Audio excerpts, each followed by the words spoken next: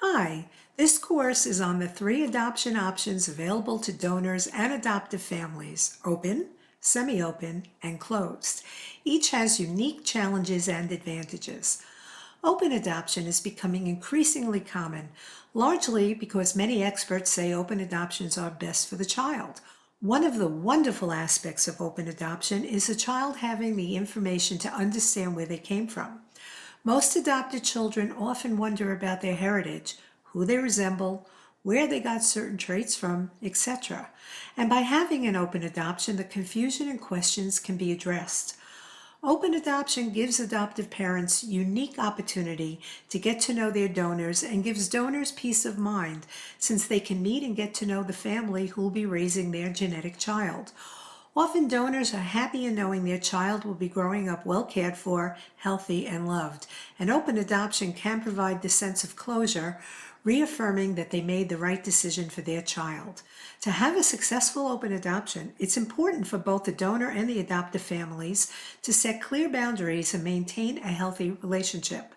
As with any relationship, good communication with the ability to express feelings and discuss the agreement at any point in the child's life is vital, and boundaries must always be respected. At the start of making an adoption plan regarding visits or phone calls, both parties need to agree upon the details regarding making and maintaining contact. Keeping in mind that everyone has different parenting styles must be respected by both the donors and adoptive families. If either the donor or the adoptive parents overstep their boundaries or break the agreement, this can harm the child and their relationships. Maintaining a healthy open adoption relationship is about maintaining communication and building trust.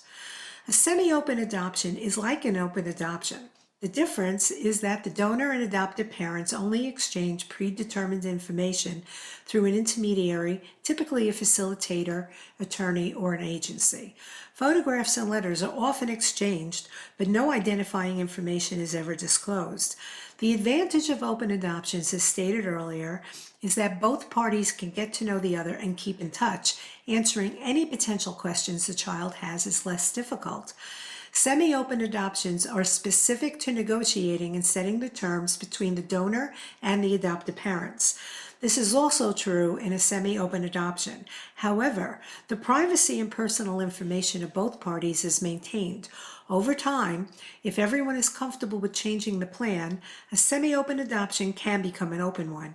The most unique thing about semi-open adoptions is that they have the space to take on the characteristics of both closed and open adoptions. A donor who wants to maintain a sense of privacy and anonymity between them and the adoptive parents can do so, and can choose whether they would like the child to know about their genetic family history or not. Communication is of the utmost importance in any adoption, but in semi-open, it is truly the glue that holds it all safely together. If you are an adoptive parent who prefers to maintain some distance, then semi-open adoption is the choice for you. This type of adoption is specifically made to fit your needs and comfort zone. It is important to know open or semi-open adoptions are generally preferred by the donor family who have invested a lot in making their decision to donate their embryos. Adoption planning is not about co-parenting. The donor waive their rights to parenting, and the adoptive parents are the child's legal guardians. When an embryo is adopted, they will have genetic siblings with whom they might share talents, interests, traits, and medical concerns. By having an open or semi-open adoption, these genetic siblings can know one another, can be a resource for possible medical issues, and can have some of the typically unanswered questions in adoption answered.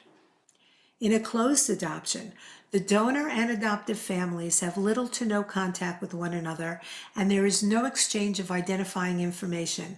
There are very clear non-crossable boundaries in a closed adoption. Although there is no contact between the parties, sometimes there is an agreement to share photos or writing letters annually, which is filtered through a third party. For some donors, an open adoption might be too painful to pursue and may feel that an open adoption will provide a better sense of closure for them. My experience when I adopted my eldest daughter 35 years ago was very different than how adoptions are now conducted.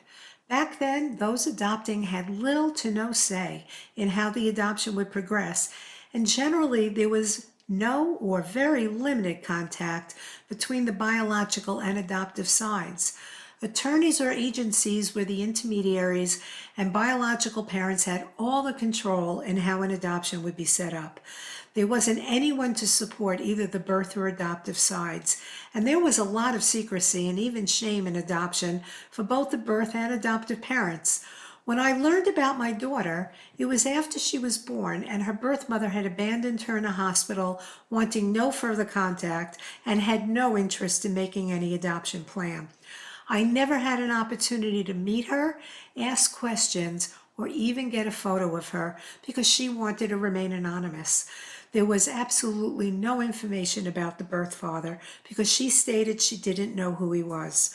When questions about family history, health, or development were asked, no information was provided.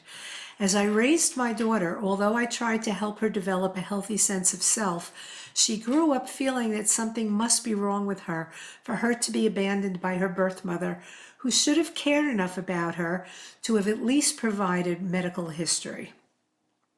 Because of this, my daughter grew up an angry and resentful teenager who always wondered where she came from, who she looked like, and where she got her talents and traits from, and why she had some medical issues. Once she started to question her own identity and how she fit into the world, the lack of information about her and her unanswered questions absolutely impacted how she viewed herself, and she went through a lot. And as her parent, I felt helpless. Had there been some openness in her adoption, at least an exchange of information through a third party, we could have obtained medical history that ended up being vitally important for her physical health and mental well-being. When she was in her 20s, because of her medical concerns, she started to search and successfully located her birth mother on social media. When she approached her birth mother to ask for medical history, her birth mother responded but refused to give her any information, which hurt and deeply impacted my daughter. For a few years, this painful experience dominated her life and affected every choice she made. It took her a long time to work through this trauma and to let it go.